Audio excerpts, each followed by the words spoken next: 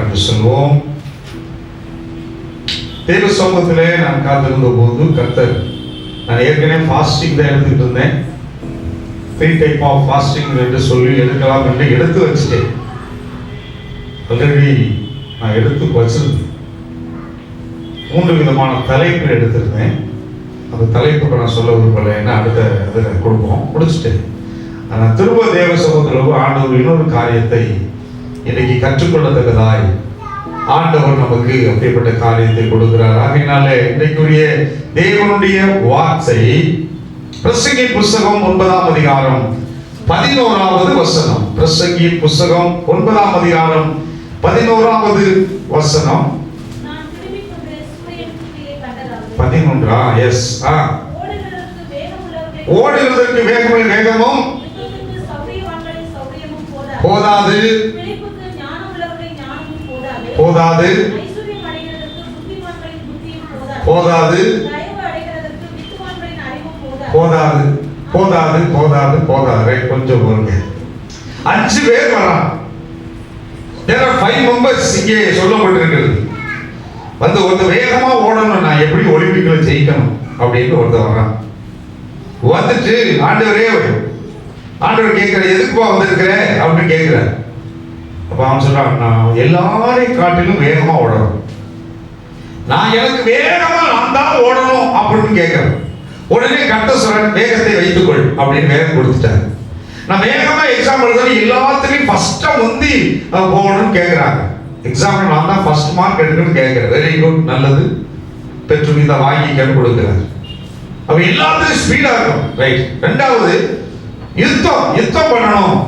ஒரு யுத்த வீரன் வருகிறான். அவன் வந்து கேட்க, ஆண்டவரே நான் நல்ல சௌரியமா யுத்தம் பண்ணணும், சௌரியம் இல்லாம இல்லை, நல்ல வசதியா எல்லாம் வச்சு யுத்தம் பண்ணணும், அப்படி இருந்தா கண்டிப்பா நான் ஜெயிச்சிருவேன்னு சொல்றான். Very good. அப்படி அவனுக்கு எதை கொடுத்துட்டாரு? சௌரியத்தை கொடுத்துட்டாரு. ஆண்டவரே எனக்கு எல்லாம் ஓடவும் மாட்டேன், யுத்தம் பண்ண மாட்டேன், உட்காந்து இடத்துல கழிச்சா போதும், உட்கார்ந்த இடத்துல நான் நகரவே மாட்டேன், அங்க போய் வேலை பார்க்க மாட்டேன், இங்கே போய் வேலை பார்க்க மாட்டேன், எங்கேயும் போக மாட்டேன், உட்கார்ந்த இடத்துல நான் பிழைக்கணும். அப்ப உட்கார்ந்த இடத்துல பிழைக்கணும்னா எனக்கு வந்து நல்ல ஞானத்தை கொடுங்க, நல்ல விஷயம் கொடுங்க அப்படின்னு கேட்கிறேன். அப்ப ஞானம் இருந்தா பிழைச்சிக்கிறியா? கண்டிப்பா. ஞானத்தை பிழைச்சிருவோம், பிழைக்க மாட்டோம்.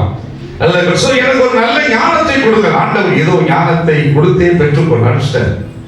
அடுத்த வர்றாரு, நான் ஓடவும் மாட்டேன், யுத்தம் பண்ணவும் மாட்டேன், பிழைக்கவும் மாட்டேன், உட்கார்ந்த இடத்துல எனக்கு என்ன வரணும்? பணமழையா கொட்டணும். எனக்கு பணமா வந்தா போதும், பணத்தை வச்சு நான் வாழ்க்கை வாழ்ந்துக்குவேன். ரைட்டு, வா, அந்த பணத்தை நீ எப்படி சம்பாதிக்க போற அப்படின்னா, ஐஸ்வர்யம் அடைவதற்கு எனக்கு ஒரு புத்தி கொடுத்தீங்கன்னா போதும். மைண்ட்ல பார்க்க சொல்ல, புத்தி இருந்தா போதுங்க, காசு நல்லா வரும் அப்படின்னு சொல்லுவாங்க. சரியா? அப்போ ஓகே, இந்த புத்தியை நீ வாங்கிக்க கொடுத்துட்ட. அடுத்து இன்னொருத்தர் சொல்றாங்க, எங்க போனாலும் என்னை திட்டிகிட்டே இருக்காங்க. போற இடம் எங்க அம்மா திட்டுறாங்க, அப்பா திட்டுறாங்க, வர இடம் போற இடம் திட்டிட்டு இருக்காங்க. வேலைக்கு போனாலும் இம்சை, தொழில் பண்ணாலும் இம்சை, சொந்த எல்லா இடங்களும் இம்சையா இருக்கு. ஆகையினால எனக்கு என்ன வேணும்னு கேட்டீங்கன்னா, எங்க போனாலும் என்னை பார்த்த உடனே மண்டை ஆட்டி தயவு வேணும்னு கேட்கிறேன். எங்க போனாலும் மனுஷன் தயவு இருந்தா போதும். அடிக்கடி சொல்லுவோம் இல்லையா, ஒரே பெண்களில் தயவு கிடைக்கும்படி வேண்டிக்கொள்ள. Right, okay. அப்ப ஆண்டவர் சொல்றாரு, அதுக்கு தயவு அடைகிறதுக்கு எனக்கு என்ன வேணும் தெரியுமா? வித்துவான்களின் அறிவு. வித்துவான்கள் கத்துவான்கள் இல்லையா? ரொம்ப வித்துவானா இருக்கிறவங்க ரொம்ப கத்திட்டு இருப்பான். அவனா மாதிரி எனக்கு நல்ல ஒரு அறிவு வேணும்.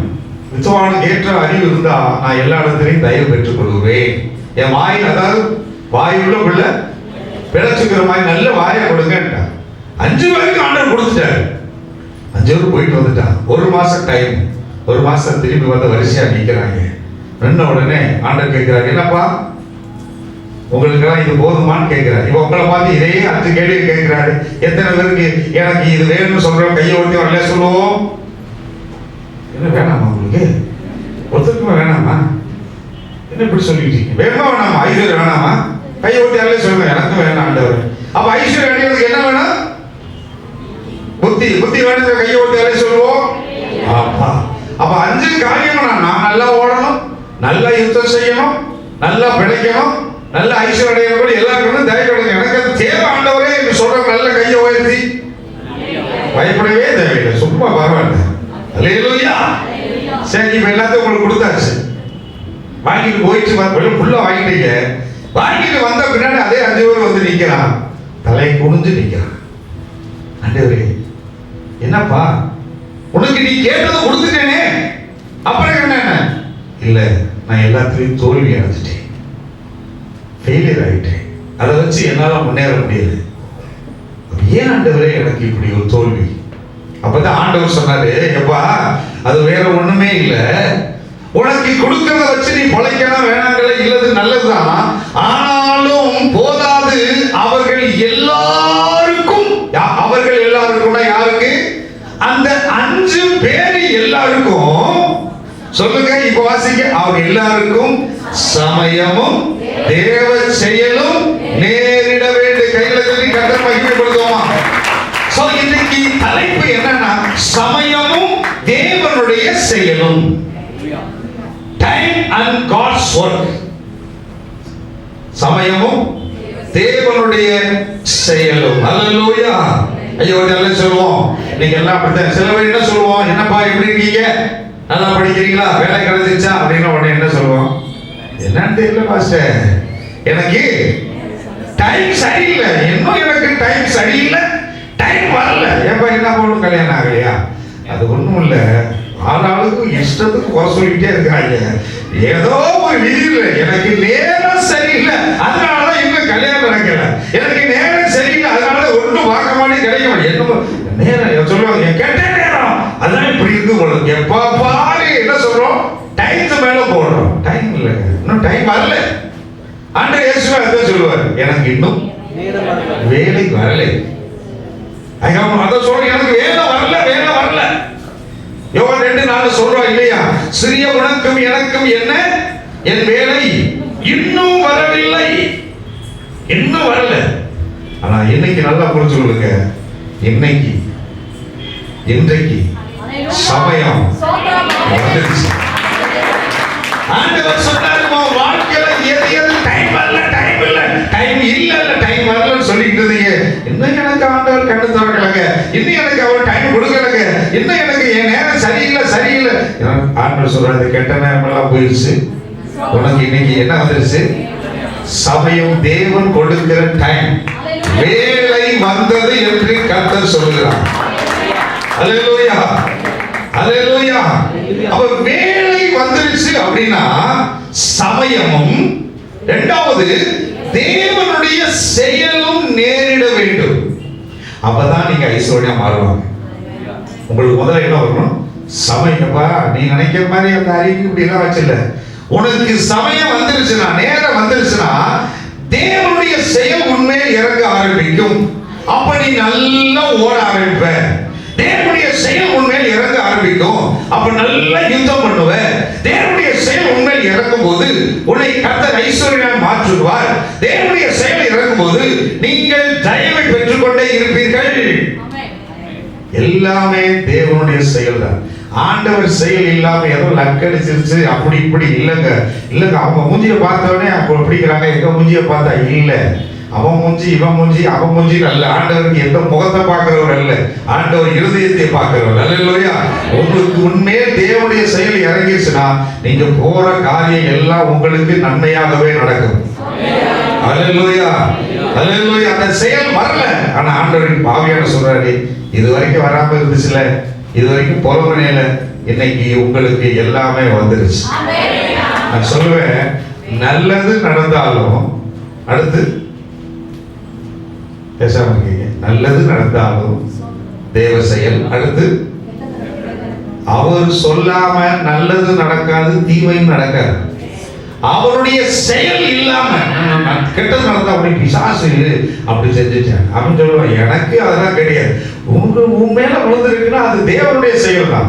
ஆமோசின் புஸ்தகம் 3ஆம் அதிகாரம் 6வது வசனம் சொல்லுகிறது, ஊர்ல எக்காலம் ஊதினால் ஓடு ஒரு அலர் சங்கல் கொடுத்தா ஜனங்கள் கலங்காது இருப்பார்களோ.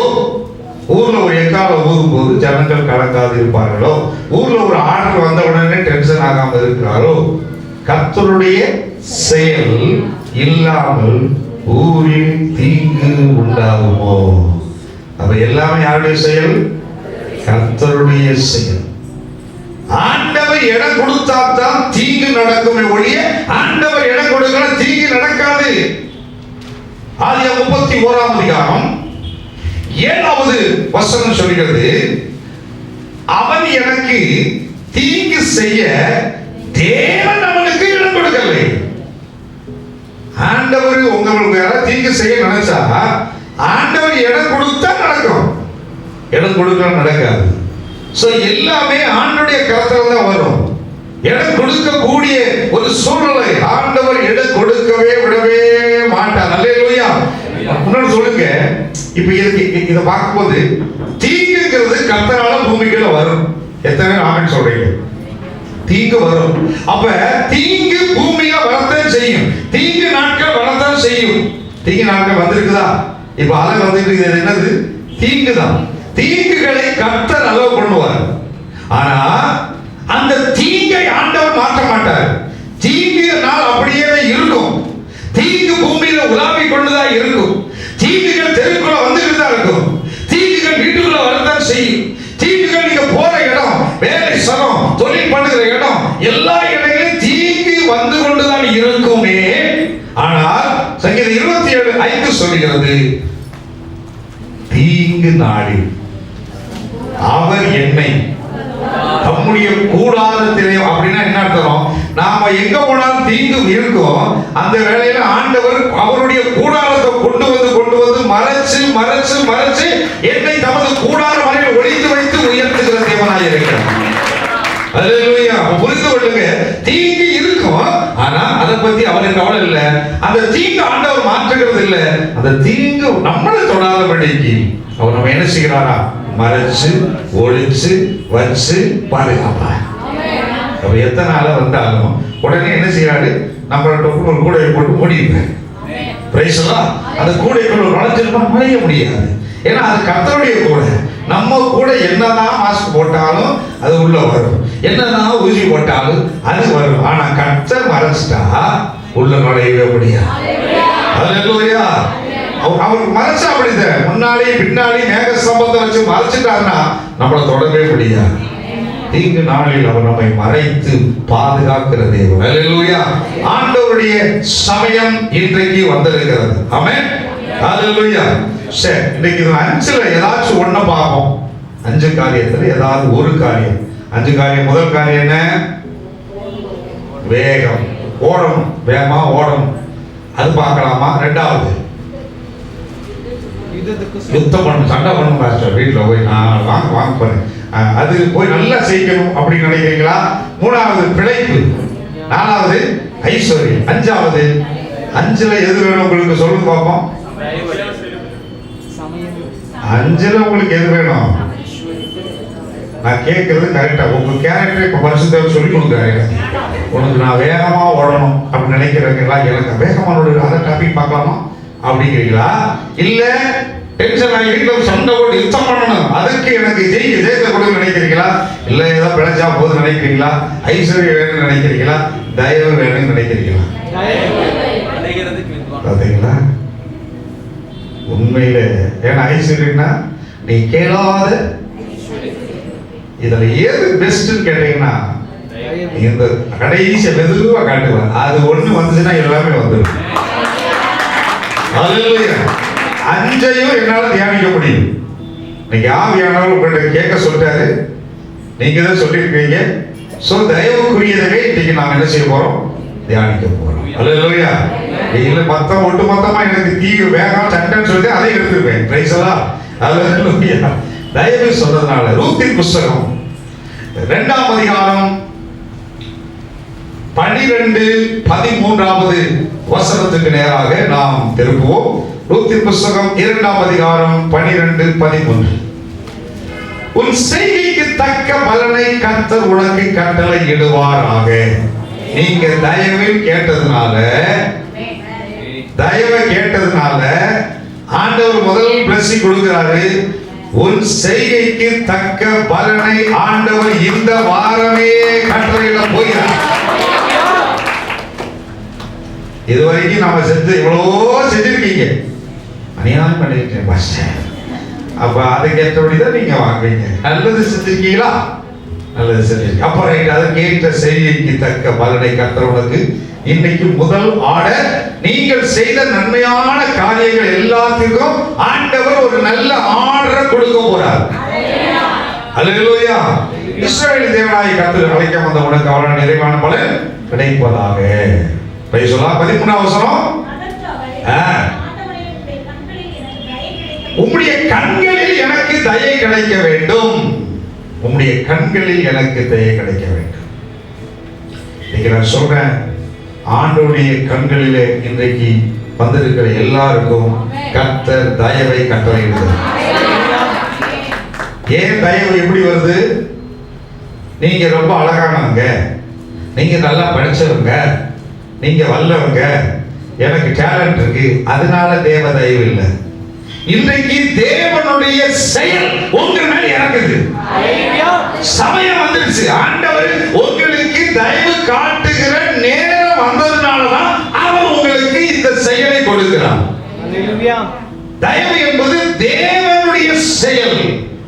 5 அப்பம் 2 மீன் ஒருத்தம் கொடுத்தாலும் அங்கே அவ்வளவு பேர் உட்கார்ந்து சாப்பிட வச்சது தேவனுடைய செயல். ஹல்லேலூயா, ஹல்லேலூயா. ஆண்டவருடைய செயல் வந்திருக்கிறது. கவனிங்க, பெத்லகேம் ஊரை சேர்ந்த ஒரு அழகான ஒரு குடும்பம், ஒரு நல்ல குடும்பம், ஒரு நிறைவுள்ள குடும்பம் தனது தேசத்தை விட்டு, அதாவது அப்பத்தின் வீட்டை விட்டு அவர்கள் என்ன செய்கிறாங்க? மோவாபிய தேசத்துக்கு குடிபெயர்ந்து போகிறார்கள். இது நல்லா நமக்கு தெரியும். மோவாபிய தேசத்துக்கு குடிந்து போகிறார்கள். கணவன் சொல்லிட்டாரு, நம்ம அங்கதான் போகணும், அங்கதான் எனக்கு தொழில நிறைய வருமானம் வரும், வா கூட்டு போயிட்டார். தெரியாதனமா கூட்டு போயிட்டார். அவனை நம்பி இந்த அம்மா என்ன செஞ்சுச்சு? 2 பிள்ளைகளோடு கூட அங்கே போய் இருக்கிறார்கள். 2 பிள்ளைகள் அங்கே இருக்கிறாங்க. முதல்ல யார் அங்கே? தன்னுடைய கணவன் என்ன செய்தார்? அங்கே மோவாப் தேசம் போன உடனே மரித்து போனார். 2வது தன்னுடைய பிள்ளைகள் இருக்கிறார்கள் இல்லையா? 2 பிள்ளைகளுக்கு திருமண காரியங்கள் அங்கே செயல்படுத்துகிற ஒரு காரியத்தை நாம் பார்க்கிறோம். அல்லேலூயா. கையோட்டி அல்ல சொல்லுங்க. அங்க ஒரு திருமண காரியம் நடக்குது. அந்த திருமணத்திலேயே 2 பிள்ளைகள் என்ன செய்றாங்க? மரித்து போறாங்க. 10 வருஷத்துல இந்த சம்பவம் நடக்குது. 10 வருஷத்துல இவ்வளவு பிரச்சனை. இப்ப 10 வருஷம் கழிச்சு இந்த அருமையான நகோமி தன்னுடைய பிறந்த வீட்டுக்கு வர்றார். பிறந்த வீட்டுக்கு வரும்பொழுது யார் கூட வர்றா?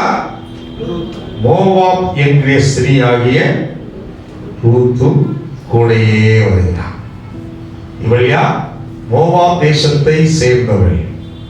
ஏற்கனவே சொல்லியிருக்கிறேன், பைபிள் ஸ்டடியில சொல்லி ஏதோ ஒரு காரியத்தை சொல்லியிருக்க நினைக்கிறேன். மோவாபிய ஸ்திரீகள் கர்த்தருடைய ஆலயத்துக்குள்ளே வரக்கூடாது. உபாகமத்தின் புத்தகம் 23ஆம் அதிகாரம் 3வது வசனத்திலே அம்மோனியரும் மோவாபியரும், கவனிங்க, கர்த்தருடைய சபைக்கு வல்ல வரக்கூடாது. உள்ள வர்றது யாரு? மோவாபிய ஸ்திரீ. அதே வம்சத்தை சேர்ந்த மோவாபிய ஸ்திரீ ஆண்டவருடைய ஆலயத்துக்கு நேராக உள்ள வர்றா. ஆண்டவர் சொல்லியிருக்கார், கட்டளை கொடுத்திருக்காரு, உள்ள வரக்கூடாது. எத்தனை தலைமுறை? 10வது தலைமுறையிலும். அது மாத்திரமல்ல, என்னைக்கும் எருசலேமுடைய தேவாலயத்துக்குள்ள வரக்கூடாது. ஆனா இந்த மோவாப் ஸ்திரீ என்ன செய்கிறார்? இவளோடு கூட வருகிறார்.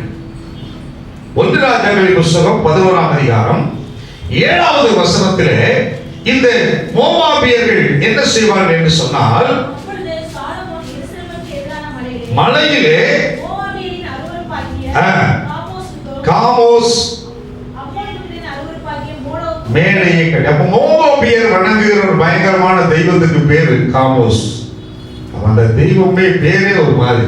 சோ அந்த மாதிரி ஒரு தெய்வத்தை வணங்குகிற ஒரு பயங்கரமான அந்த ஊரின் கோர பிடியில் இருந்துதான் இவள் வெளியே வருகிறாள். காரியங்கள் தேவன் அருவருக்கிற காரியங்கள். இந்த காரியங்களை உடைய அவள் தொடர்ந்து உள்ள வருகிறாள். தைரியமா வர்றா, உறுதியா வர்றா. அது மாத்திரமல்ல, நெகேமியா 13ஆம் அதிகாரம் 1 வசனத்திலே இந்த 3 வசனங்களிலும் அருமையான காரியம் சொல்லப்பட்டிருக்கும். அம்மோனியரும் மோவாபியரும் இஸ்ரவேல் புத்திரரும் அப்பவும் தண்ணீரும் கொடுக்க எதிர்கொண்டு வராமல் அவர்களை சபிக்க அவர்களுக்கு விரோதமாய் பிழையம் கூலி கொடுத்து கொண்ட பண்ணான். நல்ல கவனிச்சு, அப்பவும் தண்ணீரும் கொடுக்க எதிர்கொண்டு வந்திருந்தா பிரச்சனை இல்லை. அப்பயே கொடுக்க எதுவுமே செய்யலவங்க. அப்ப கொடுக்கிறதுக்கு ஏதுவான காரியங்கள் செய்யாதவர்கள், பயங்கரமான விக்கிரக வல்லமைக்குள்ள இருக்கிறவர்கள், தேவனுடைய கட்டளைக்கு பிரகாரம் சபைக்குள்ள வரக்கூடாது என்று சொல்லுகிற இப்படிப்பட்ட சந்ததியிலிருந்து வருகிறார். வந்தவள அந்த ரூத் புத்தகத்துல பாத்தீங்கன்னா 7 தடவை அவ பேரு பக்கத்துல இந்த வார்த்தை வந்துகிட்டே இருக்கு. 1ஆம் அதிகாரம் 4ஆம் வசனத்துல மோவாபிய பெண் ரூத்து, 22ஆம் வசனத்துல மோவாபிய ஸ்திரீ, 2ஆம் அதிகாரம் 2ஆம் வசனம் மோவாபிய ஸ்திரீ, 2ஆம் அதிகாரம் 6ஆம் வசனம் மோவாபிய பெண் பிள்ளை, 2ஆம் அதிகாரம் 21ஆம் வசனம் மோவாபிய ஸ்திரீ, 4ஆம் அதிகாரம் 5ஆம் வசனம் மோவாபிய ஸ்திரீ, 4ஆம் அதிகாரம் 10ஆம் வசனம் மோவாபிய ஸ்திரீயாகிய ரூத். எல்லாமே அந்த ஊரு பேரை வச்சுக்கிட்டே வருது. தொடர்ந்து அந்த பேரு வந்துகிட்டே, அந்த ஊரிய பேர் சேர்த்து கொண்டே வந்து கொண்டுதான் இருக்கிறது. ஆனா ஆண்டவருடைய தயவை பெற்ற பின்பு அவருடைய பெயர் அந்த மோவாப்புங்கிற பெயர் எடுக்கப்பட்டு இப்பொழுது அந்த மோவாப்புகள் இல்லாம போவாஸ் ரூத் என்கிற பெயரோடு கூட அவள் இணைக்கப்பட்டார். ஐயோ அல்ல சொல்லமா? காரணம் என்ன தெரியுமா? தேவனுடைய தயவு. அல்லேலூயா, அல்லேலூயா. ஏற்கனவே சொன்னபடி சர்ச்சுக்கு உள்ள போகக்கூடாத அந்த மகளை, அந்த மகன் சர்ச்சுக்குள்ள நுழையக்கூடாது. யாரு? யாரு? ரூத். ரூத்துடைய பிள்ளை, ரூத்துடைய மகன் யார்? போவாஸ். ஓபேத்தை பெற்றார், ஓபேத் ஈசாய் பெற்றார், ஈசாய் ஆவீது, சாலமோன். அப்ப இவனுடைய பேரை பேட்டி கொள்ளு பாட்டி இந்த அம்மா. சாலமோனுக்கு இந்த அம்மா பார்த்து சொல்றது யாரு? என்னுடைய கொள்ளு பாட்டிப்பா. யாரை பார்த்து? ரூத்தை பார்த்து சொல்லுங்க, என்னுடைய கொள்ளு பாட்டிப்பா. கொள்ளு பாட்டி சர்ச்சுக்குள்ள வரக்கூடாது. அதே கொள்ளு பாட்டி பேரை சர்ச்சவே கட்டணும். அல்லேலூயா. காரணம் என்ன தெரியுமா? ஆண்டவருடைய தயவு இறங்கிருச்சுன்னா, ஆண்டவருடைய செயல் எப்ப இறங்கும்? சமயம் பார்த்து இறங்கிருச்சு. தேவ செயல் இறங்கினதுனாலதே அவள் மூலமாக இன்னைக்கு இவ்வளவு பெரிய தேவனுடைய ஆலயம் கட்டப்பட்டது. இந்த சந்ததியில் அல்ல, இந்த தயவை பெற்ற சந்ததியில, தேவனுடைய தயவை பெற்ற சந்ததி தான் தேவனுடைய ஆலயத்தை கட்ட முடியும். அல்லேலூயா. ஐயோத்தியால சொல்லுவோம். ரூத் புஸ்தகம் 1ஆம் அதிகாரம் 8வது வசனம். மரித்து போனவர்களுக்கும் எனக்கும் நீங்கள் தயை செய்தது போல கர்த்தர் உங்களுக்கு தயை செய்தார். முதல்ல இந்த நகோமியினுடைய ஆசீர்வாதம் தன்னுடைய பிள்ளைகளை பார்த்து சொல்றார், கர்த்தர் உங்களுக்கு தயை செய்ய வேண்டும். நாம நம்ம பிள்ளைகளை பார்த்து என்ன சொல்றது தெரியுமா? இப்படி ஜெபம், ஆண்டவரே என் பிள்ளைகளுக்கு கர்த்தாவே நீங்க தான் தயை செய்யணும். நான் இருக்க தட்டிக்கு இப்படியே ஓட்டிப்பேன், அதுக்கப்புறம் வேற யாரும் எல்லாம் அப்படின்னு பேசக்கூடாது. இப்படியே பேசிட்டே வீணா போறோம். ஏதோ நான் இருக்கிறேன், இருக்க தட்டிக்க என் பிள்ளைகளை வச்சுக்கிறேன், என்னவோ நம்ம பெரிய ஆள் மாதிரியும் நம்ம பிள்ளைங்க நம்ம பாதுகாக்கிற மாதிரியும் நம்ம சொல்லுக்கு நம்ம பிள்ளைங்க 100க்கு 100 கீழ்படுகிற மாதிரியும் ஒரு பேசுனோட கிடையாது. பேருக்கு வேற தலையெழுத்தே மண்டே ஆடிட்டு வீட்டில் இருந்துட்டு இருந்த ஒழிய ஒன்றும் கிடையாது. எந்த ஒரு மேக்சிமம் பார்த்தீங்கன்னா அந்த தரப்பட்ட பிள்ளைகளுக்கு முழுமையான ஒரு தயவை காட்டவே முடியாது. காட்டணும் நினைச்சு செயல்படும் போது கோபமா பேசி உனக்கு செய்ய மாட்டேன், இவர்களெல்லாம் செய்யணுமா அப்படின்னு கோபத்துக்கு போயிடும். இந்த மாதிரி ஒரு காரியம் இழந்துரும். நம்ம பிள்ளை வளர்ந்துடும். வளர்ந்த பின்னாடி அப்பா அம்மா எப்பா எனக்கு ஒரு தயை காட்டுப்பான், உனக்கு என்னதை காட்டுறது முடியாது, போ என் வீட்டுக்காரம்மா சொல்லிடுச்சு அப்படின்னு போயிடுவாங்க. அது ஒரு பக்கம் இருக்கும். நான் அதை பார்க்கறதா இதை பார்க்கறதா இப்படியே பேசுறது ஒரு சூழ்நிலை இருக்குது. தயை நல்லா உங்களை புரிஞ்சு கொள்ளுங்க, இதை நல்லா கற்றுக்கொள்ளுங்க. நாம நம்முடைய பிள்ளைகளுக்கு ஆண்டவர் பார்த்த, ஆண்டவரே என் பிள்ளைகளுக்கு நீங்க தயை செய்யுங்க. உடனே பிள்ளைங்க சொல்றாங்க அப்படின்னா அதே போல ஆண்டவரே நீங்க எங்க அப்பா அம்மா நீங்களே தயை செய்யுங்க, நான் இறங்க மாட்டேன். ஆண்டவர் தயை இறங்குறதுனால நீ பிறந்திருக்க தெரியுமா உனக்கு? அல்லேலூயா. கையோட்டி அல்ல சொல்லுவோம். அழகான வார்த்தை சொல்றோம். ஃபர்ஸ்ட் தயவை பெறுங்கள், ஆண்டவர் உங்களுக்கு தயை செய்வாராக என்று நீங்க சொல்லியிருக்கீங்களே, பிடிச்சிட்டா யாரு? ரூத்து பிடிச்சிட்டான். நீங்க முத என்ன சொன்னீங்க மாமியார்ட்ட? மாமியார் சொன்ன உங்களுக்கு கர்த்தர்ல தயவு செய்வாங்க அப்படின்னு சொல்றோன்னே, இனிமேல் இந்த வார்த்தையை வச்சுக்கிட்டு உங்க வீட்டுக்கு வர மருமகளை நிப்பாட்டி சொல்லணும், உங்களுக்கெல்லாம் கர்த்தர் தான் தயவு அப்படின்னு. பிரைஸ்லாம் அல்லேலூயா. அப்படிதான் சொல்லணும். அதை விட்டுட்டு இப்படியே பார்க்கலாமா, நீ எனக்கு ஏதாவது போட்டா போதுன்னா இப்படி ஓரமாக சாப்பிட்டு போய் இப்படியெல்லாம் பேசக்கூடாது. இப்படிதான் சொல்லணும், கர்த்தர் உங்களுக்கு தயவு செய்வாராக என்று சொன்னீங்களே, அந்த வார்த்தையும் மேல நான் விசுவாசம் வைக்கிறேன். இப்ப வார்கோதுமை அறுப்பின் காலத்தில் இருக்கிறோம். கவனிங்களேன், கரெக்டா ஊருக்கு வந்தோடனே இந்த அம்மா சொல்லு மாமியாரை பார்த்துட்டு, இந்த மாதிரி நீங்க ஆண்டவர் எனக்கு தயவு செய்வான்னு சொன்னீங்களா? ஆமா. இப்ப என்ன காலம்? வார்கோதுமை அறுப்பின் காலம். ஆகையினாலே கர்த்தர் எனக்கு தயவு செய்ய முடியாது, நீ போய் வேலையை பாரு. அப்படி சொல்லல. அம்மா சொல்றா, நான் வேலைக்கு போறேன், நீங்க உட்கார்ந்து மாமியார். எப்படி இருக்கு வார்த்தை? இப்படிப்பட்ட வார்த்தை எங்கேயா இருக்கு? அது சொல்லுவாங்க, ஒண்ணுமே இல்லை, நான் வேலைக்கு போறேன், நீங்க வீட்டுல உட்கார்ந்து. அடுத்த ஒரு பேசுறோம், என்ன வரும்? வீட்டு வேலையெல்லாம் பார்த்துக்கிறீங்களா? சமைக்கிற வேலையெல்லாம் பார்த்துக்கிறீங்களா? பாத்திரம் வளர்க்குறேன், என்னாலும் முடிஞ்ச நான் வெளியே போய் அப்படி வரேன். அப்படிதான் இன்னைக்கு நம்ம சொல்லணும் இல்லையா? நம்ம அப்படித்தானே சொல்லிக்கிட்டு இருக்கோம். இது இந்த இடத்துல நான் தலையிட விருப்பேன். அல்லேலூயா. எங்க அம்மா என்ன சொல்றாங்கன்னா, வார்கோதுமை இருக்குது, அறுப்பு காலமா இருக்குது, நான் என்ன செய்றேன்? நான் வேலைக்கு போறேன். நான் வேலைக்கு போகும்போது நீங்க சொல்லிருக்கீங்க ஒரு வார்த்தை. என்ன வார்த்தை? கவனிக்கிறீங்க, கர்த்தருடைய கண்களில் தயவு கிடைக்கும் சொல்லிருக்கீங்க. அதே போல நான் போய் யாரு கண்களில் எனக்கு தயவு கிடைக்கும் விசுவாசிக்கிறேன். அப்படி கிடைக்கும் பொழுது அவங்க பின்னால போய் நான் என்ன செய்ய போகிறேன்? இது வார்கோதுமை காலமா இருக்கிறதுனால போய் பொறுக்கி கொண்டு வருகிறேன் என்று சொல்லி புறப்பட்டான். அல்லேலூயா சொல்லுங்க. அல்லேலூயா. ஏன்னா நான் யார் தெரியுமா? மோவாபியஸ்ரீ. என்னை யாரும் வேலைக்கு எடுக்க மாட்டாங்க. நான் போய் என்ன செய்ய போறேன்? என்னை நான் தாழ்த்தி தயவு கிடைச்சுனா கதிர்கட்டெல்லாம் வெட்டிட்டு போவாங்க, பின்னாடி போவாங்க. இல்லாதவர்களும் திக்கற்றவர்களும் தான் பின்னாடி போவாங்க, ஏதாவது சிந்தவர்களும் போவாங்க, அதை எடுக்கிறாங்க. ஸோ அந்த அளவுக்கு நான் என்னை தாழ்த்தணும்னா தேவ தயவு எனக்கு அது கிடைச்சா போதும், நான் போய் என்ன செய்கிறேன்? பொறுக்கி கொண்டு வருகிறேன் என்று சொல்லி புறப்பட்டு போனால் போவாசின் கண்களிலே தயவை பெறுகிறாள். அங்கே அவள் பொறுக்க ஆரம்பித்தாள். கையை வந்து எல்லாம் சொல்லுங்கள. சமயம் அங்கே வாய்க்கப்படுகிறது. ரூத்தின் புஸ்தகம் 2ஆம் அதிகாரம் 10வது வசனம் கவனிச்சு வந்தீங்கன்னா அந்த வார்த்தை புரியும். புரிஞ்சிருச்சுன்னா இன்னைக்கு கர்த்தருடைய தயவை நீங்க பெற்றுக்கொள்ளலாம். வணங்கி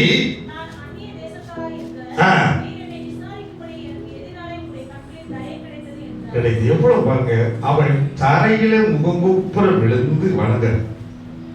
இதை மாத்திரம் அப்படியே அண்டர்லைன் பண்ணி மனசுல வச்சிருந்தா வைங்க.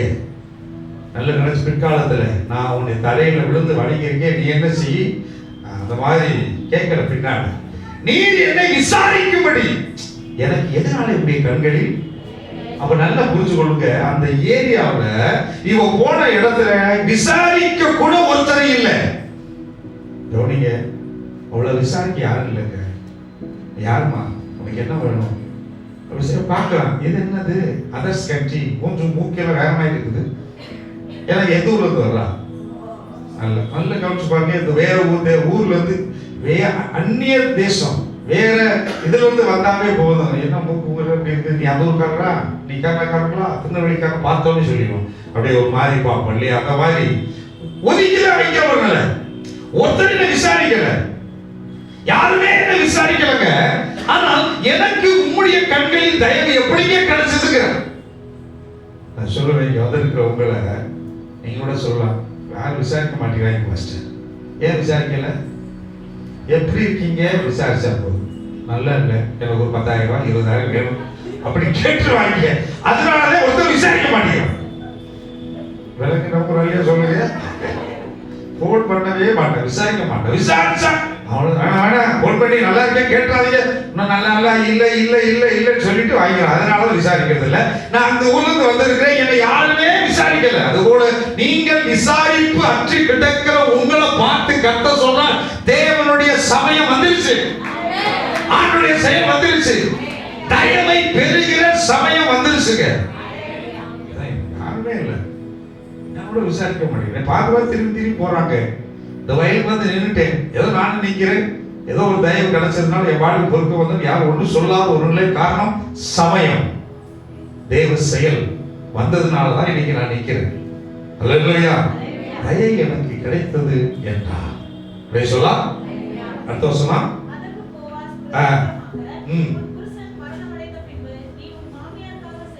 நீ உன் புருஷன் மரணம் அடைந்த உடனே, கவனிக்கல, மரணம் அடைந்த உடனே மாமியார் விட்டு ஒழுங்கா ஏற்கனவே நான் கொண்டு வந்த பாத்திரம் பிரிச்சு போடு, இதெல்லாம் செய்ய ஆட்டோமேட்டிக்கா அங்க ஒரு நாள் பார்த்து மேனேஜ் பண்ணி போயிட்டே இருக்கேன்.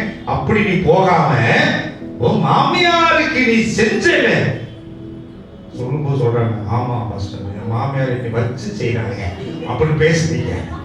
நீ உன் மாமியாருக்கு செய்தது என்ன செஞ்ச? வீட்டுக்காக செத்து போயிட்ட, பிள்ளை போச்சு. நன்மையான காரியங்களை செய்து தேவையான காரியங்களை போஷித்து நீ நடத்தி வந்தாயே, அந்த செய்கையை நான் அறிவேன். அந்த செய்கைக்கு தக்க பலன் நீ மோவாப் தேசத்துல இருந்த போது கொடுக்க முடியல. நீ எப்ப மோவாப் தேசத்தை விட்டுட்டு, உன் தகப்பனை விட்டுட்டு, உன் தாயை விட்டுட்டு, அந்த காமோசை விட்டுட்டு தேவ சமூகத்துல வந்து நின்னாயே, இப்ப வந்ததுனால உனக்கு தேவன் சமயத்தை வாய்க்க பண்ணிருக்கிறார். இது தேவனுடைய செயல். ஆண்டவர் உனக்கு தயை காட்டும்படியாக எனக்குள்ளே தேவனுடைய செயல் வெளிப்படுகிறதா இருக்கிறது என்று அங்கே அவன் சொல்லுகிறான். ஐயோ அல்ல சொல்லமா? அப்ப அவன் பெற்றுக்கொண்டது அவனுடைய அழகு அல்ல, அவனுடைய மேன்மை அல்ல, அவள் செய்கைக்கு தக்க பலனை பெரும்படியான தயவை கொடுக்கிறார். ஆனால் அது தேவனுடைய செயலாக இருக்கிறது. அதாக தேவனுடைய செயல், ஆண்டவருடைய செயல் இறங்குச்சுன்னா எல்லா காரியங்களையும் கர்த்தர் உங்களுக்கு வாய்க்க பண்ணுவார். அல்லேலூயா. ஆதியாகமம் 24ஆம் அதிகாரம் 12வது வசனம். நம்முடைய வாழ்க்கையில தேவனுடைய தயவை பெறும் பொழுது வரக்கூடிய ஆசீர்வாதம். ஆதியாகமம் 24:12. தேவனாகிய கர்த்தாவே,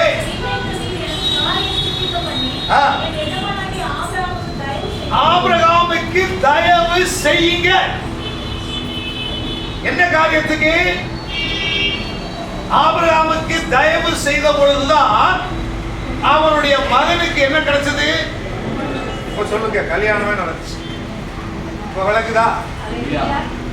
ஏன் கல்யாணம் நடக்கலன்னா, அந்த ஒரு மனுஷனுடைய குறைபாடுகளை தூக்கி போட்டு இன்னும் தேவனுடைய செயல் வரல. தேவனுடைய செயல் வந்துருச்சுன்னா ஆட்டோமேட்டிக்கலி திருமண காரியங்கள் வாய்க்கப்படுவார். அதை விட்டு குறை சொல்லிக்கிட்டே இருக்கக்கூடாது. மோவாப் தேசத்துல இருக்கிற வரைக்கும் நடக்கல. தேவனுடைய சமூகத்துல வந்துட்டாவே ஆண்டவருடைய தயவு இறங்கணும். அது எப்பங்க இறங்கணும்? இறங்கிறதுக்கு ஏதுவான சமயம் வந்துருச்சு.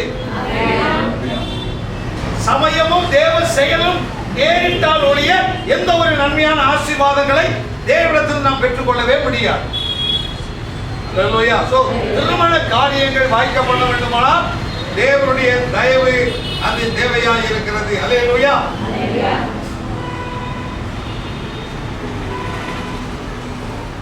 இரண்டாம் அதிகாரம் 14ஆம் வசனம். ரூத்தின் புத்தகம் 2ஆம் அதிகாரம் 14ஆம் வசனம்.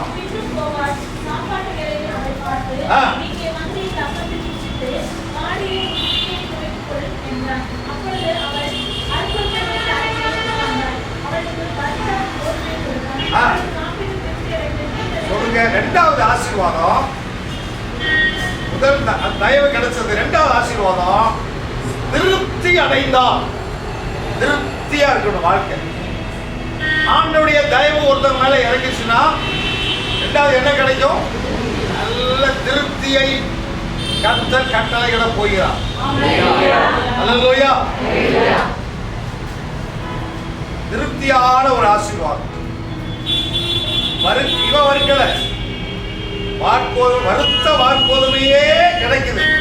கோதுமையை கொடுத்துட்டு உடைச்சிட்டு அதை வறுத்துட்டு வாழ்க்கையை ஓட்டுங்க இல்ல. ஆண்டவர் என்ன செய்யறாரு? வார்கோதுமையை வறுத்த கோதுமையை ஆண்டவர் அங்க கொடுக்கிறார். அவளுக்கு வறுத்த கோதுமையை கொடுத்தால் அவள் சாப்பிட்டால் வைத்து சாப்பாடு கொடுத்தா வியாதி வராது. அல்லேலூயா. அவளுக்கு வறுத்த கோதுமை கொடுத்தான். அது வறுத்த கோதுமை உச்சிதமான, அது அவனுக்கு வந்தது.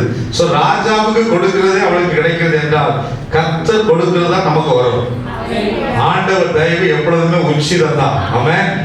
தேவ தயவு சமயம் வந்துருச்சு, ஆண்டுடைய செயல் வந்துருச்சுன்னா நல்லா சாப்பிடுவாங்க, திருப்தி அடைஞ்சிட்டு அதை மீந்ததை வைத்துக் கொண்டார்.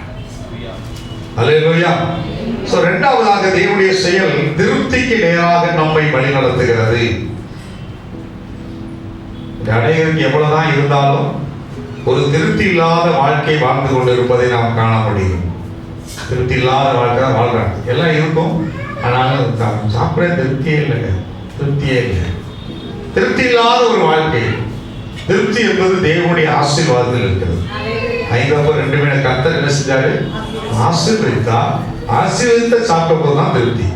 ஆசீர்வாதம் இல்லாத சாப்பிட்டுட்டே இருக்க வேண்டியதும் அது திருப்தியே இருக்காது. அல்லேலூயா. ஐயா சொல்லுங்க. அவள் சாப்பிட்டு திருப்தி அடைந்தார். லேவியராகமத்தின் புஸ்தகம் 25ஆம் அதிகாரம் 19ஆம் வசனம், பூமி தன் கனியை தரும், நீங்கள் திருப்தியாக சாப்பிட்டு. இதுதான் ஆண்டவர். ஆண்டவர் எப்பொழுதுமே திருப்தி இல்லாம சாப்பிட வைக்க மாட்டார். ஆசிரியர் சொல்லிட்டாரு, நல்ல திருப்தியா சாப்பிடு, திருப்தியா சாப்பிடு. வயிறு முட்டை சாப்பிடுங்கன்னு சொல்லுங்க. புரியுதுங்களா? வயிறு வெளியே வர சாப்பிடு, திருப்தியா உனக்கு சாட்டிஸ்ஃபேக்ஷனா இருக்குதுங்க அப்படின்னு. அதாவது சில பேருக்கு முருகெல்லாம் 2 தோசை சாப்பிட்டாலும் சாட்டிஸ்ஃபேக்ஷனா இருக்கு. நல்ல முருகு. சில பேருக்கு முருகலே இல்லாம 10 தொத்தி போட்டு ஊத்த மாதிரி வெங்காயம் போட்டு, வெங்காயம் சென்டர்ல வெங்காயம் போட்டு அது சாப்பிட்டாலும் திருப்தியா இருக்காது. ஸோ சாட்டிஸ்ஃபேக்ஷன் எதுல இருக்குது? அவங்களுக்கு என்ன திருப்தி அதை கவனிக்கணும். நாம நம்முடைய திருப்திக்கு நம்ம பிள்ளைகளை சாப்பிட சொல்லக்கூடாது. பிள்ளைங்க வரலையே சொல்லுங்க. அந்த பிள்ளைகளுக்கு ஏற்ற திருப்தியை கொடுக்கணும். கொடுத்தீங்கன்னா சந்தோஷமா. நம்முடைய சுயத்தை பிள்ளைகளுக்குள்ள என்ன செய்யக்கூடாது? திணிக்கக்கூடாது. பிள்ளைகள் விரும்புகிற காரியத்தை அவர்கிட்ட சொன்னா அவர் உன் மன விருப்பத்தின்படி தந்தார்கள். ஸோ பல காரியங்கள் அவர்கள் விருப்பத்தின் பிரகாரம் நம்ம செய்யணும். சில காரியங்கள் நம்ம காரியத்தை திணிக்கணும். கசப்பு கொடுத்து கசப்பு வைக்கிற தொழில் பிடிக்கிறத விடுவோமா? கசப்பு வைக்கிறது தின்னதே ஆகணும், பாவக்காய் சாப்பிட்டதே ஆகணும். அடுத்து என்னது? புளிக்குழம்பு போடுவது, சுண்டது குழம்பு வைக்கணும். அப்போதான் வயிற்றுல உள்ள பூச்சியெல்லாம் சரியாயிடும். அதனால பிடிக்காது உடம்புல வாயத்தை வந்து போட்டு விட்டுரும். சாப்பிட்டா தான் உனக்கு, அப்பதான் உனக்கு திருப்தியை கிடைக்கும். பிரைஸெல்லாம் அல்லேலூயா சொல்லுங்க. பூமி தன் கனியை தரும். கனி என்றால் ஆட்டோமேட்டிக்கா என்ன வருது? கனியில தயவு வருதா? கலாத்தியர் 5:22 தயவுங்கிறது என்னது? கனி தரும், நீங்கள் திருப்தி. அப்ப தேவனுடைய தயவாகிய கனி வரும் பொழுது உங்கள் வாழ்க்கை என்ன வரும்? திருப்தியை கற்றுக் கொடுப்பார். அல்லேலூயா. எல்லாமே வரும். லேவியர் 26:5 நீங்கள் உங்கள் அப்பத்தை திருப்தியாய் சாப்பிட்டு உங்கள் தேசத்தில், நீங்கள் உங்கள் அப்பத்தை திருப்தி இல்லாமல் சாப்பிட்டு குடியிருப்பீர்கள் அல்ல, திருப்தியாய் சாப்பிட்டு உங்கள் தேசத்தில் சுகமாய் குடியிருப்பீர்கள். சங்கீதம் 37:19 அவர்கள் ஆபத்து காலத்திலே வெட்கப்பட்டு போகாதிருந்து பஞ்ச காலத்திலே திருப்தி அடைவார். நீங்க பஞ்ச காலம்னு வந்துருச்சு நமக்கு இல்லையா? நாளையில இருந்து பஞ்ச காலம் தான், கவலைப்படாதீங்க. பஞ்ச காலம், வசனம் கிடைக்காத பஞ்ச காலம், சாப்பாடு சரியில்லாத கஞ்ச காலம் இல்லை. பஸ் இப்ப எல்லாத்தையும் கிடைச்சது, முடப்படியா கிடக்குது, ஒன்றும் பிரச்சனை. பஞ்ச காலத்திலும் அவர்கள் திருப்தி அடைவார்கள். எஸ்ஐ 58:11 கர்த்தர் உன்னை நித்தமும் நடத்தி. மகா வறட்சியான காலம் வந்தாலும் சரி, ரொம்ப வறண்டு போச்சுங்க, உன் ஆத்மாவை திருப்தியாக்கி. எல்லாவற்றையும் அவர் திருப்தி ஆக்குகிற தேவன். என் ஜனங்கள் நான் அளிக்கும் நன்மையினால் திருப்தி ஆவார்கள். 31:14 நீங்கள் சம்பூர்ணமாய் சாப்பிட்டு திருப்தி அடைந்து உங்களை அதிசயமாய் நடத்தி வந்த கர்த்தரை துதிப்பீர்கள். யோவேல் 2:26. இரண்டாவது ஆசீர்வாதம், தேவனுடைய தயவை ஒருவன் பெறும் பொழுது அங்கே இரண்டாவது ஆசீர்வாதம் என்ன கிடைக்குது? ஒரு திருப்தியை கர்த்தர் கட்டளையிடுகிறார். கையை ஓட்டி அல்ல சொல்லுங்களேன். அல்லேலூயா. மூன்றாவது அவள் வாழ்க்கையில் ஒரு மாற்றம். ரூத் 2:18 அவள் அதை எடுத்துக்கொண்டு ஊருக்குள் வந்தாள். எதை எடுத்துக்கொண்டு? 2:14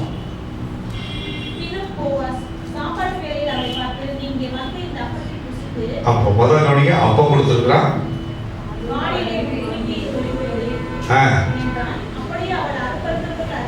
வறுத்த கோதுமை கொடுத்துருக்கான். 2 கொடுத்துருக்கான். 1 அப்பம், வறுத்த கோதுமை, தண்ணி, 3 கொடுத்துருக்கான். ஆனா இப்ப அப்பத்தையும் ஒழிச்சு வச்சுக்கிட்டா மாறி சாப்பிட்டா. அப்பமும் எடுத்து வச்சுக்குவாங்க.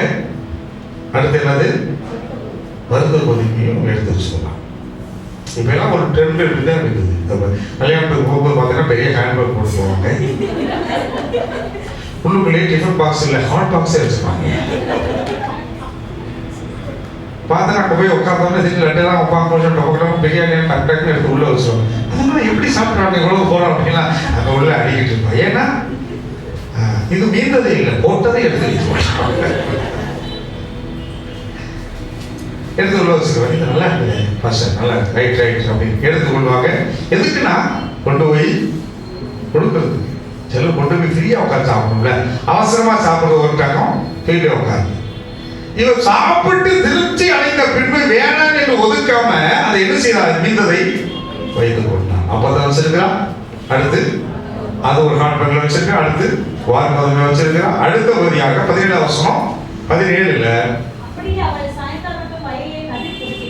கதிர் பொறுக்கினை தட்டி அடித்த போது ஏறக்குறைய 1 மரக்கால் வார்க்கும். சோ 1 மரக்கால் வார்க்கோதுமை பச்சையா வச்சிருக்கிறான், வறுத்த வார்க்கோதுமையும் வச்சிருக்கிறான், அப்பமும் வச்சிருக்கிறான். இந்த 3ஐயும் அவள் வைத்திருக்கிறாள். கொண்டு போய் பத்திரமா வீட்டுக்குள்ள ஒளித்து வைக்கவில்லை. ஒளிச்சு வைக்கிறது என்ன? நான் சொல்றேன், டேபிள் மேல வச்சா கூட தெரியாது. ஆனா ஏதாவது ஒளிச்சு வச்சிட்டீங்கன்னா ஆட்டோமேட்டிக் கரெக்டா நம்ம பிள்ளைகள் என்ன அம்மா எதுவும் போய் பதுக்குறாங்க, ஒழிக்கிறாங்க. ஒளிச்சு வச்சா தான் கண்டுபிடி. ஏன் ஒழிக்கணும்? ஓப்பனா வாங்கிட்டு ஓப்பனா கொண்டு வை. எப்பொழுதுமே கர்த்தர் கொடுக்காரு. இன்னைக்கு சொல்ற காரியம் இந்த இனிமேல் இந்த வார்த்தை கேட்கக்கூடாது. மறைச்சு கொண்டு போய் ஒளிச்சு கொண்டு போய். ஒளிச்சு வைக்கிறது மறைச்சு வைக்கிறதுல வேணாம், எல்லாத்தையும் ஓப்பனா வை. அல்லேலூயா. போய் எடுத்து அதை அவளுக்கு கொடுத்தார். மூன்றாவது, தேவனுடைய தயவு ஒரு மனம் இறங்குச்சுன்னா அவளை கொடுக்கிறவளாக மாற்றி விடும். ஐயா உயர்த்தி சொல்லுங்க. அல்லேலூயா. ஒரு வசனத்தை வாசிக்கும் போது நாம் அடிக்கடி இந்த வார்த்தை சொல்லித்தான் திட்டுவோம். ஏன் லேட்டா வரேன்னு கேட்க மாட்டேன். எங்க போய் போய்கிட்டு வர்றேன் அவன் கிளியரா சொல்லுவான். அங்க இதுல போய் போத்தி சிலுவை பொறுக்கினேன், இங்க போய் பொறுக்கினாரு. இந்த பொறுக்கிங்கிற வார்த்தை கேட்கும் போது ஒரு மாதிரி இருக்குல்ல, அதுதான் சொல்லுவோம். திட்டுவோம், எதுக்கத்தாலும் திட்டுவோம். ஆனா இங்க என்ன சொல்ற, மாமி அவனை பார்த்து இவ போய் சொல்றேன், நான் போய் பொறுக்கிட்டு வரேன், எப்படி இருக்கும் இதை கொஞ்சம் நினைச்சு பாருங்க. நான் எது கஷ்டம் மருமக மாமியார நான் போய் வெளியே போய் இப்போ உங்க மகன் அவளை பார்த்து பாருங்க, டேடி வெளியே போய் பொறுக்கிட்டு வரேன்னா உங்களை போய் பார்த்து நானும் போய் பொறுக்கிட்டு வரேன். எப்போ கோபமா வராதா? உடனே இந்தாமா சரி போய் பொறுக்கிட்டுவான். அவளை பொறுக்கிட்டு வரேன். அவன் சரி போய் பொறுக்கு போய் பொறுக்கிட்டு வா. போனவன் அறுக்கிற பிறகு 2வது 3வது அறுக்கிற பிறகு போய் வேலை செய்யல, நான் பொறுக்கிறேன். அறுக்கிற பொறுக்கினான், சிந்தினதை பொறுக்கினான். 2வது 7வது சிந்தினதை பொறுக்கினான். 8வது அவனு சொல்றான். 2வது 8வது வாசிங்க பொறுப்பான்.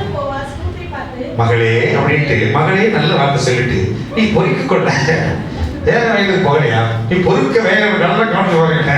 எங்க போனாலும் பொறுக்கி திட்டுறாங்க, ரொம்ப வேதனையாக. அவனும் சொல்றான், நீ பொறுக்கிறது வேற வயது போகலையா அப்படிங்கிற மாதிரியே இருப்பாரு. பொறுக்கிக் கொள்ள வேற வழி போகாமல் அப்படின்ட்டு சரி 15வது அதே போக சொல்றாரு. அவளும் சரி ரைட் நான் பொறுக்கிற வேலையை பார்க்கிறேன். பொறுக்கி எழுந்த போது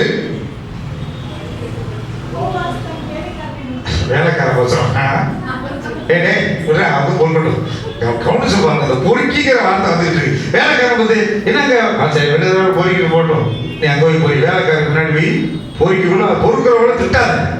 பொறுக்கட்டும் பொறுக்கட்டும், எல்லாமே பொறுக்கி கொள்ளட்டும். 14 வசனம் பொறுக்கி கொள்ளும்படியாக வந்தவன் 18 வசனத்துல பொறுக்கினதை. 18 வசனம் எங்க போயிட்டு வந்தியா? போயிட்டு வந்துட்டேன். என்ன செஞ்சுட்டு வர? பொறுக்கிட்டு வந்தேன். எங்க அவள் பொறுக்கினதை அவளுடைய மாமி பார்த்தா. எல்லாருக்கும் பேர் என்ன பேரு? பொறுக்கி பொறுக்கி பொறுக்கி பொறுக்கிது. இஸ்ரவேல் ஜனங்கள் டெய்லி என்ன வேலை பார்த்தாங்க தெரியுமா? எகிப்து தேசம் விட்டு வெளியே வந்தோடனே என்ன வேலை பார்த்தாங்க தெரியுமா? காலையில் எரிச்ச உடனே பொறுக்கிற வேலை தான். பொறுக்கிற வேலை தான் பார்த்தாங்க.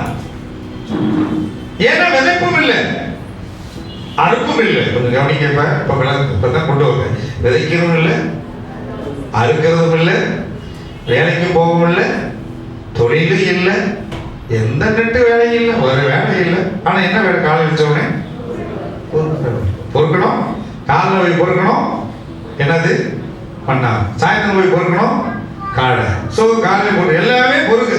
இப்படியே வாழ்க்கை முழுவதும் பொறுக்கிக் கொண்டே இருந்த அந்த ஜனங்களை பார்த்து ஆண்டவர் சொல்றாரு, உபாகம் 28ஆம் அதிகாரம் 11-12 வசனத்துல, பொறுக்கிற வேலையில தான் கர்த்தர் இந்த ஆசீர்வாதத்தை கொடுத்தார்.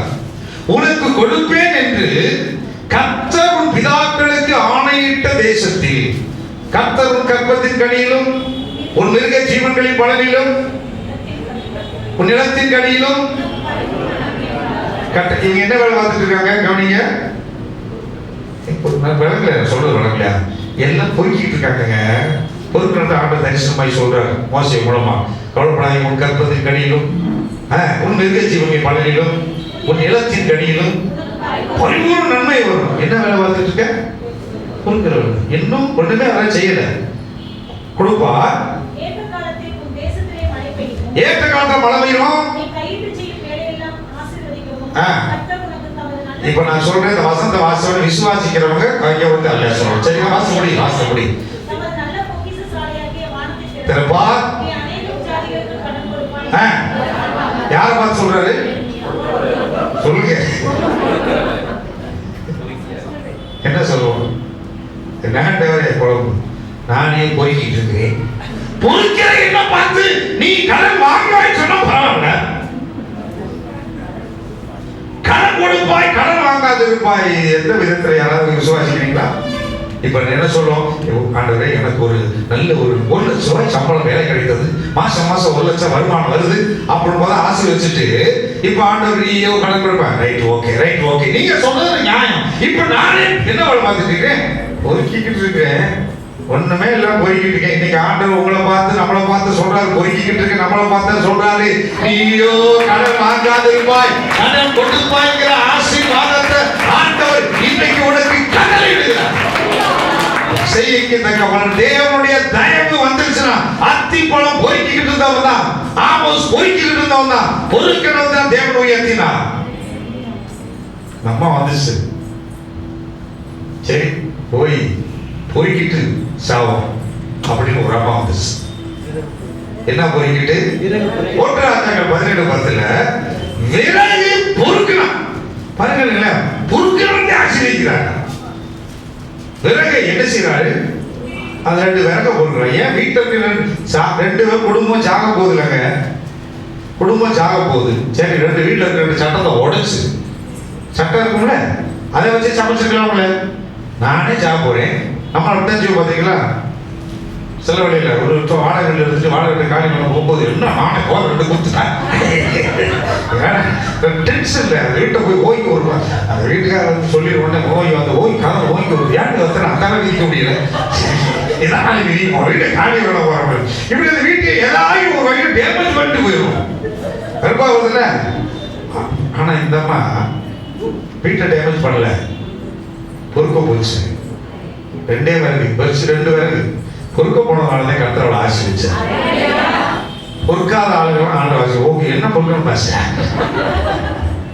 வசனத்தை பொறுக்குங்க. அல்லேலூயா, அல்லேலூயா. பொறுக்கிற ஒரு காரியம். நான் 11:8 ஜனங்கள் மன்னாவை என்ன செய்தார்களா? என்ன 11:8 போட்டிருக்கா. வசனம் சொல்லாம சொல்ல மாட்டேன், இப்படி எடுக்காம போடாம பொறுப்பு வசனம் போட்டு ஜனங்கள் போய் அதை இப்படியெல்லாம் போடலாமா, எடுத்துக்கொண்டு வந்து சொல்லாம பொறுக்கி கொண்டு வந்து. அப்போ பொறுக்குன்னா உனக்கு ஆசீர்வாதம். அல்லேலூயா. பொறுக்கியா இருக்கக்கூடாது, பொறுக்கிறவனா இருக்கணும். அல்லேலூயா. பொறுக்கிறவனா இருந்தா நான் கர்த்தர் சொல்ற, ஒருவேளை இன்னைக்கு நம்முடைய வாழ்க்கையில ஒண்ணுமே இல்லாத, வேலை இல்லாம கஷ்டப்பட்டு இருக்கோம், தொழில் இல்லாம கஷ்டப்பட்டு இருக்கோம், எந்த வருமானம் இல்லாம ஒரு பொறுக்கக்கூடிய நிலையில இருக்கிற நம்மளை பார்த்து நம்ம மேலதான் தேவ தயவு இறங்குது. இறங்கினா இனிமேல் நீ கடை கொடுக்கிற அளவுக்கு கர்த்தருடைய ஆசீர்வாதம் இறங்க போகுது. அல்லேலூயா. 40 வருஷமா வேலை இல்லாம வாழ்க்கை இருந்தது, அப்பதான் இறங்குச்சு. என்ன ஒரு ஆச்சரியம்னா, நகோமி யாரு? நகோமி யாருங்க? முடிக்க போறேன். நகோமி யார்? கரெக்டா சொல்லுவோம். ஒருத்தராது. நகோமி யாரு? யார்? மாமி யார் அப்படின்னு. நகோமி யார் என்று கேட்டா கரெக்டா சொல்லுறதா இருந்தா, நீங்க இங்க வந்துட்டீங்க, நாங்க போகிறோம். நகோமி யார் என்றால் மூத்த விசுவாசி. நகோமி யாருங்க? மூத்த விசுவாசி. நகோமி யார் என்றால் வீட்டை விட்டு ஓடுன விசுவாசி. அப்பத்தின் வீட்டை விட்டு கட்டுத்தானே மோவா தேசத்துக்கு ஓடி போன விசுவாசி, மூத்த விசுவாசி. எப்படி வருது? வெறுமையா வருது, வெறுமையா வருது. இந்த விசுவாசியே எம்டியா வருது. இது இன்னும் கூட ஒரு விசுவாசியை கூட்டு வருது. அந்த விசுவாசி யாரு? ஏற்கனவே வெறுமையா இருக்கிறத நம்பி வர விசுவாசி. இந்த ரெண்டு விசுவாசி சர்ச்சை வச்சு நான் என்னதான் பண்றது? மூத்த விசுவாசிக்காக ஏதாவது சரி ரைட்டு, மூத்த விசுவாசி அந்த காலத்துல நாங்க அப்படி இருந்தோம், அவங்க பாஸ்டர் அப்படி அந்த காலத்து விசுவாசியே. நான் சொல்றது எருசலேமில் இருக்கக்கூடிய தேவனுடைய ஆலயத்தில் இருக்கக்கூடிய பாஸ்டர். கையை ஊற்றி எல்லாம் சொல்லுறேன். நான் இப்ப யாருதான் ஏத்துக்கிறேன், எல்லாத்தையும் ஓகே பண்ணிட்டு இருக்கேன், எல்லாருக்கும் பொறுப்பு வேலை கொடுத்துருக்கேன், ஒன்றும் பிரச்சனை கிடையாது. பிரைஸெல்லாம் பாஸ்டர் எப்படி சொல்றாரு நினைக்காது. இது எருசலேம் தேவாலயத்திலே இருந்த ஊழியக்காரர் தேடி யார் வர்றா? மூத்த விசுவாசி வந்து வர்றா. அந்த விசுவாசியை சொன்னா, ஒண்ணுமில்ல, எம்டியா வந்திருக்கிறேன், காலி பண்ணிட்டு வந்திருக்கிறேன். நான் கூட யாருங்க? நான் அந்த அம்மாவை, நான் ஒண்ணுமில்லாம வந்திருக்கேன், அந்த அம்மாவை நம்பி வந்திருக்கேன், வயசான அந்த அம்மாவை நம்பி வந்திருக்கிறேன்னு சொல்லி அது நம்பிக்கை வருது. இப்ப ஆண்டவருடைய தயவு, சமயம், செயல் இறங்குற போது இந்த அம்மா நான் வெறுமையா இருக்கிறேன், கசப்பா இருக்கிறேங்குது. தேவனுடைய தயவு யார் மேல இறங்குது? ரூத்து மேல இறங்கினா அந்த அம்மாவை ஆண்டவர் நிரப்பி அந்த அம்மாவை சாப்பிட வச்சு அந்த அம்மாவுக்கும் திருப்தியை கொடுத்து அந்த விசுவாசி மூலமாகவே மூத்த விசுவாசிக்கு வெறுமையும் கர்த்தர் நிறைவாக்கிறார். எல்லாம் கையில தட்டி கர்த்தர் கொண்டு. ஹல்லேலூயா, ஹல்லேலூயா. இதாங்க தேவ தயவு. தேவனுடைய தயவு இறங்கினா பின்னாடி ஒண்ணுமே இல்லாத ஒரு விசுவாசி அதையும் ஆண்டவர் சாப்பிட கொடுத்து நிரப்பி அந்த அம்மாவையே கொடுக்க வைக்கிற அளவுக்கு தேவனுடைய தயவு வருகிறது என்றால், அவருடைய சொந்த பிள்ளைகளாய் இருக்கிற நம்மேல் தேவ தயவு எவ்வளவு எளிதா இறங்குகிறேன். ஆண்டவர் ஏன் தேவ தயவுக்கு இதை கொடுத்தோம்னா, இவ்வளவு உள்ளுக்கு சபைக்குள்ளே வரக்கூடாத ஒரு பெண் மேல தேவ தயவு இறங்குச்சுன்னா, தேவ செயல் இறங்குச்சுன்னா, இவ்வளவு ஆசீர்வாதத்தை கொண்டு வருது என்று சொன்னால், ஆண்டவருடைய சபைக்குள்ளே இடைவிடாது எப்பொழுதும் தேவ சமூகத்திலே நான் உபவாசி ஜெபம் பண்ணி கொண்டிருக்கிற உங்கள் மேல் தேவ தயவு இறங்குச்சுன்னா, எவ்வளவு திருப்தி, எவ்வளவு கொடுக்கிறாய், 10 இடத்தை தாங்களா கத்தரவை மாற்றுவான். ஹல்லேலூயா. சோ அந்த சமயமும் தேவ தயவும் இன்றைக்கு இறங்கிருச்சு. செயல் God's working வந்துச்சுனாவே நம்ம வாழ்க்கை எல்லாவற்றையும் கர்த்தர் பெற்றுக்கொள்ள. இல்லையா? அப்ப ஆண்டவருடைய தயவு யார் மேல இறங்கும் அப்படின்னா, அதுக்கு சமயமும் தேவ செயலும் உன் செய்கைக்கு தக்க பலனை கர்த்தர் கொடுக்கும்படியான தேவ சமூகத்தை வந்து நிக்கிறவங்க மேல இறங்கும். அல்லேலூயா. ஆண்டவர் சமூகத்தில் நிக்கிற எல்லாருடைய இறக்கத்துக்கு எல்லாம் எழுப்பி நின்று